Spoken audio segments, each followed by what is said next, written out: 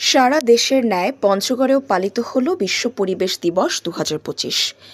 এবারের প্রতিপাদ্য বিষয় হল প্লাস্টিক দূষণ রোধ করি, বর্তমান ও আগামী প্রজন্মের জন্য টেকসই পরিবেশ করি। বুধবার ২৫ জুন সকালে পঞ্চগড় জেলা প্রশাসকের কার্যালয় থেকে একটি বর্ণাঢ্য শোভাযাত্রা বের হয়ে পঞ্চগড় মহাসড়ক প্রদক্ষিণ করে পুনরায় জেলা প্রশাসকের কার্যালয়ে এসে শেষ হয়। পরবর্তীতে জেলা প্রশাসকের সম্মেলন কক্ষে আলোচনা ও পুরস্কার বিতরণী অনুষ্ঠানের আয়োজন করেন পঞ্চগড় জেলা প্রশাসন ও পরিবেশ অধিদপ্তর পঞ্চগড়। এ সময় প্রধান অতিথি হিসেবে উপস্থিত ছিলেন জেলা প্রশাসক পঞ্চগড় জনাব মোহাম্মদ সাবেদ আলী। বিশেষ অতিথি হিসেবে উপস্থিত ছিলেন পুলিশ সুপার পঞ্চগড় জনাব মোহাম্মদ মিজানুর রহমান মুন্সি এবং civil surgeon Panchagarh doctor Mohammad Mizanur Rahman, পরিবেশ অধিদপ্তর পঞ্চগড়ের সহকারী পরিচালক মোহাম্মদ ইউসুফ আলী। অনুষ্ঠানটির সভাপতিত্ব করেন অতিরিক্ত জেলা প্রশাসক সুমন চন্দ্র দাস।